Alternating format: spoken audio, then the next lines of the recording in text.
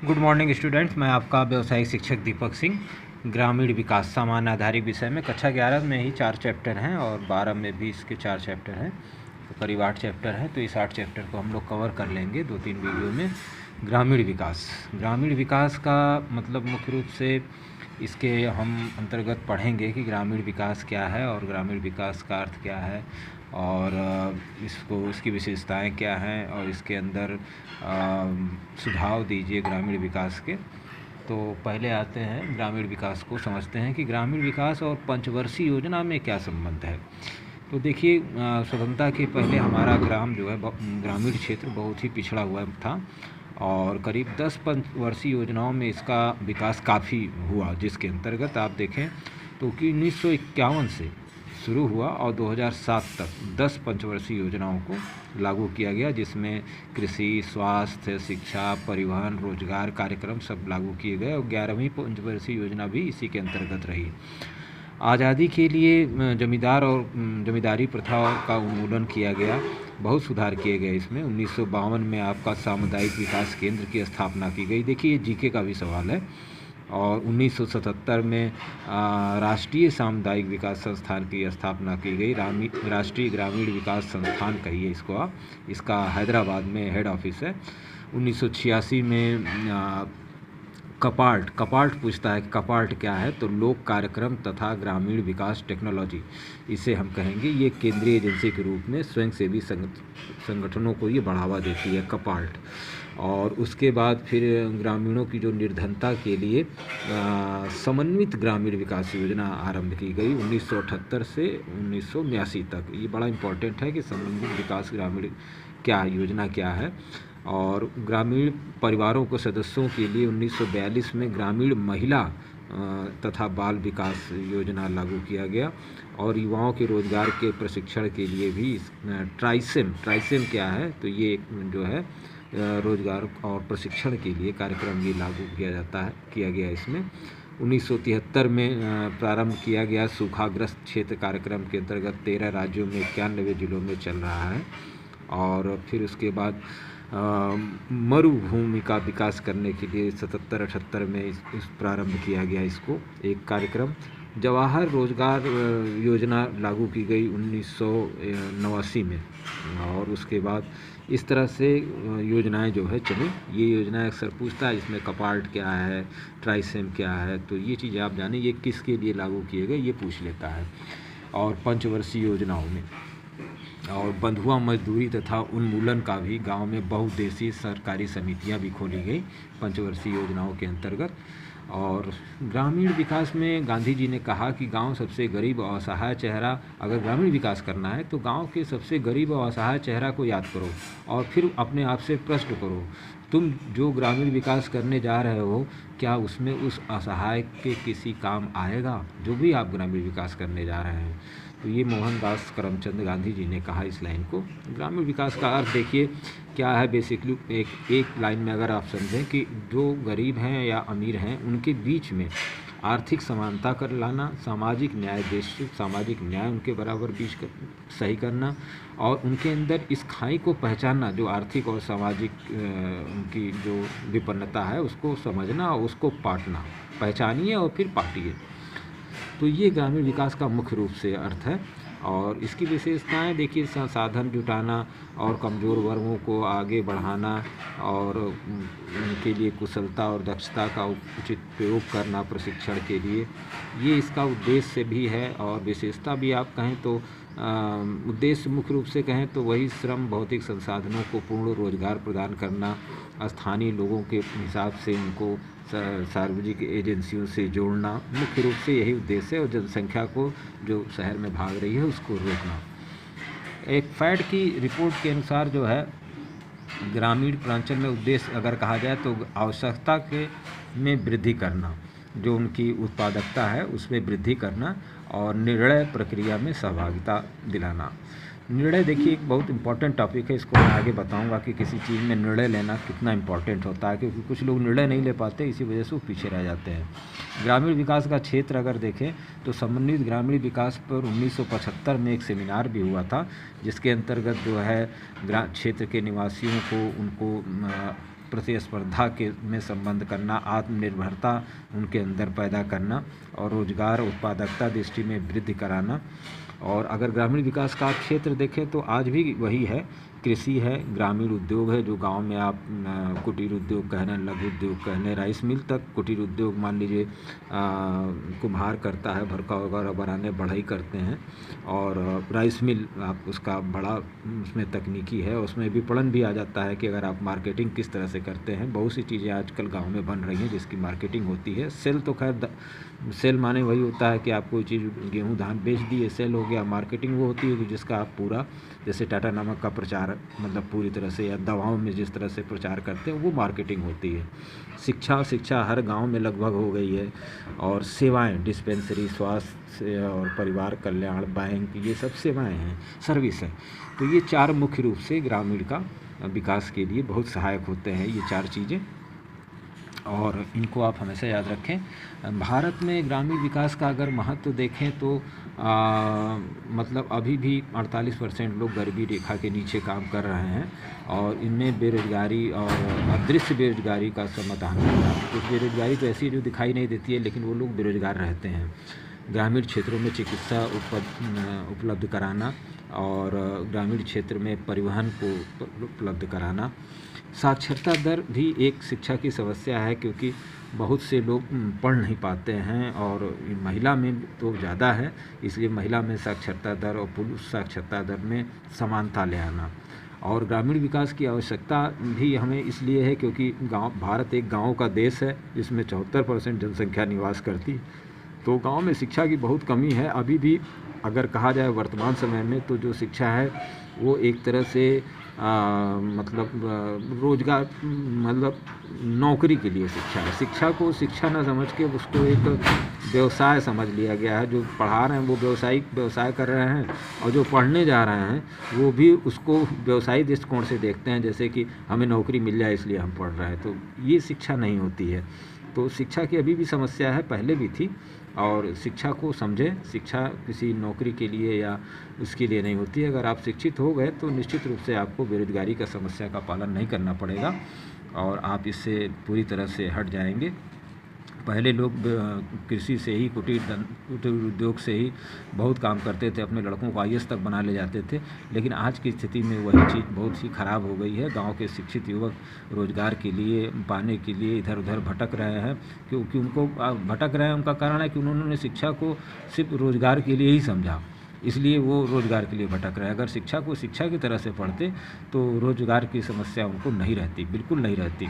शिक्षा का मतलब ये नहीं होता कि आप सिर्फ रोज़गार ही करेंगे या सरकारी नौकरी करेंगे। अरे आप कुछ भी करेंगे तो वो आप शिक्षा ये सिखाती है। शिक्षा ये कभी नहीं सिखाती है कि नहीं आप जो है इंटर पास कर लीजिए साइंस से, मैथ से, और फिर उसके बाद आपको नौकरी मिल ही जानी है, इंजीनियरिंग कर लीजिए।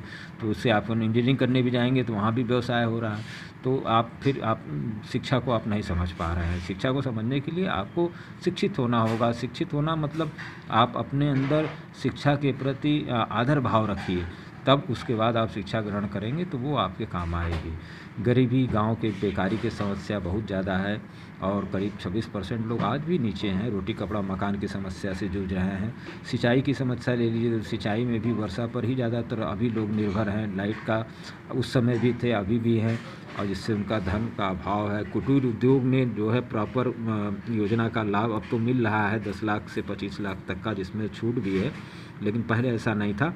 और पंचवर्षीय योजनाओं में इसको अब ले आया गया है, और इसका आप भरपूर उपयोग उठाएं। कोई भी रोज़गार अगर आप करते हैं अपने गांव में तो 10 लोगों को और रोज़गार मिलेगा। स्वास्थ्य और सफाई की समस्या बहुत ज़्यादा है, क्योंकि जगह जगह कूड़े का ढेर है। वही जहाँ आप अच्छी तरह जान रहे हैं, जो शिक्षित होकर नौकरी पा गए हैं वो काम नहीं कर रहे हैं। तो जब वो काम नहीं कर रहे हैं तो आप खुद ही समझ जाइए कि उन्होंने शिक्षा किस तरह से ग्रहण की है। तो ये सब चीज़ें हैं। भारतीय आयोग को जो विरासत में मिला था वो पहले वही अत्यधिक निर्धनता, अत्यधिक गरीबी, व्यापक बेरोजगारी, और पहले भी यही था और आज भी यही है। तो उसका मुख्य कारण शिक्षा ही है।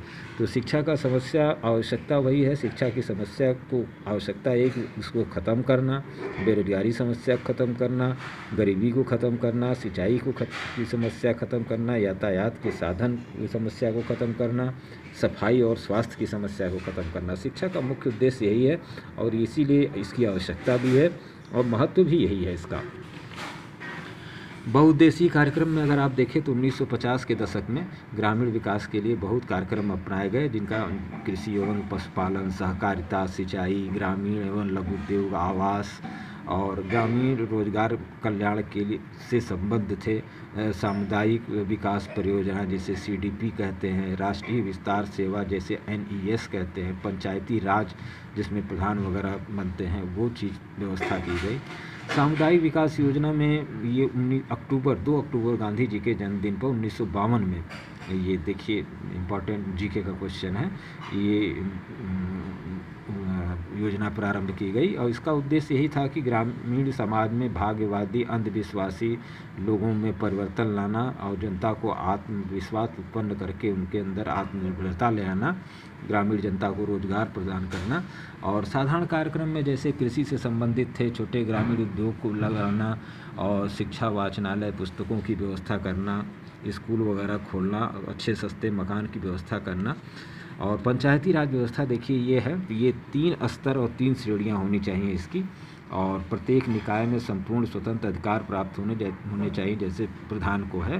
प्रत्येक निकाय में पर्याप्त वित्तीय साधन उत्पन्न कराना और पंचायती राज के अंतर्गत, और इसमें क्षेत्रीय कार्यक्रम भी बनाए गए जिसमें हम कहेंगे जिला कृषि जिला योजना IADP 1960 में इसकी स्थापना की गई। मैं पेज में भी दे दूंगा। और इसमें गेहूं, चावल, कपास आपका पंजाब में बहुत ज़्यादा होता है, गन्ना आदि की फसलों के लिए आपको इसका लागू किया गया इस योजना को।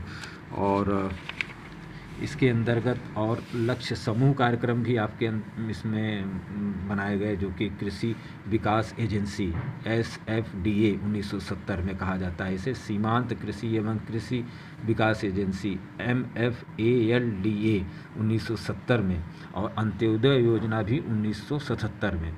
ग्रामीण क्षेत्रों में महिलाओं के लिए ये कार्यक्रम डबाकरा DWERA 1982 में ये डबाकरा योजना थी, ये भी लागू किया गया। इसमें लाभ भोगियों की पहचान करना और ये सब चीज़ें थे। और आदिवासी क्षेत्र कार्यक्रम जिसे TDP कहते हैं 1970 में, GK का क्वेश्चन है। पहाड़ी क्षेत्र एजेंसी योजना HDAF विथ प्लान, ये भी आपका HDA पूछता है आपसे, पहाड़ी क्षेत्र विकास एजेंसी है ये।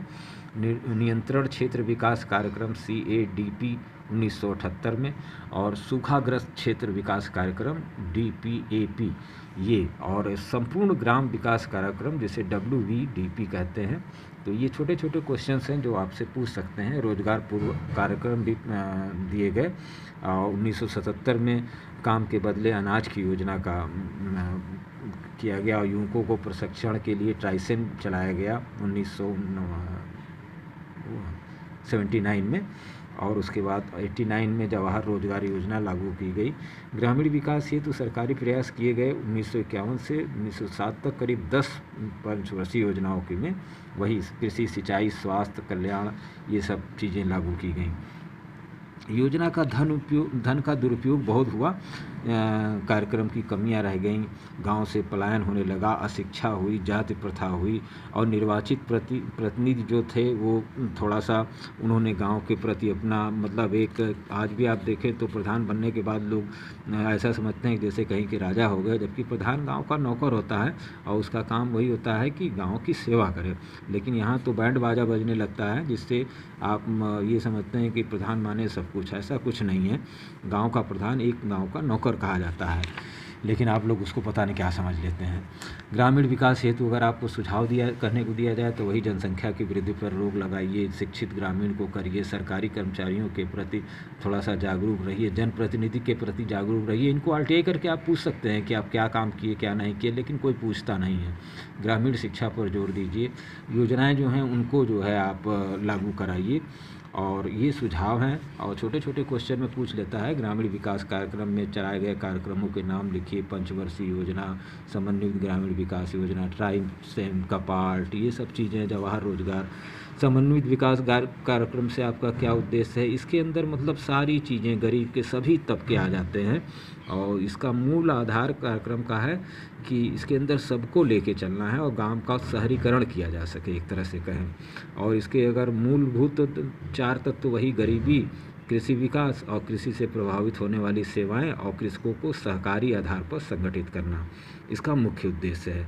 ग्रामीण विकास हेतु अगर आप सुझाव देने के लिए कहा जाए तो आप सुझाव दे सकते हैं जनसंख्या की वृद्धि रोका जाए, ग्रामीण विकास योजनाओं को प्रसारित किया जाए, ग्राम में शिक्षा और साक्षरता का प्रसार हो, ये सब चीज़ें हैं।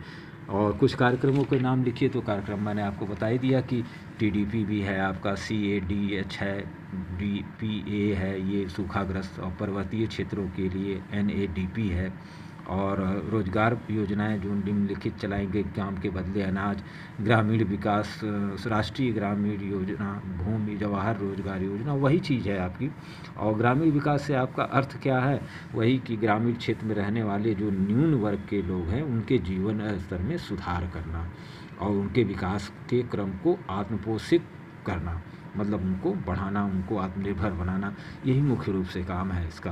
और प्रधान का इसमें बहुत बढ़िया रोल है, पंचायती राज का। अगर ये ढंग से पालन किया जाए तो छात्रों, ये पहला चैप्टर था, थोड़ा इम्पोर्टेंट बेस था, इसलिए मैंने इस पर एक वीडियो ले लिया। उसके बाद मैं धीरे धीरे ग्रामीण विकास को आपको समझाने की कोशिश करूँगा कि इसमें भूमि क्या है, उसका उपयोग क्या है और बाकी चीज़ें। मेनी थैंक्स, आज के लिए इतना ही। और जुलाई में अगर हम लोग के लिए स्कूल तो खुलेगा, तो जो बच्चे एडमिशन, प्रोविज़न एडमिशन भी ले सकते हैं। अगर हाई स्कूल का रिजल्ट नहीं भी आया रहेगा तो आप प्रोविज़नल एडमिशन तो मिलेगा ही, मिलना ही चाहिए, जैसा होगा आपको सूचित किया जाएगा। और जो रिजल्ट आ जाएगा तो मार्कशीट भी मिल जाएगी जुलाई में, और साथ ही साथ नए एडमिशन भी हो जाएंगे। हाई स्कूल का रिजल्ट आ गया तो भी नहीं आया तो प्रोविज़न एडमिशन तो होगा ही होगा, जिसमें कि आप आधार कार्ड रहेगा आपके पास, तो उससे आपका एडमिशन हो जाएगा। Many thanks.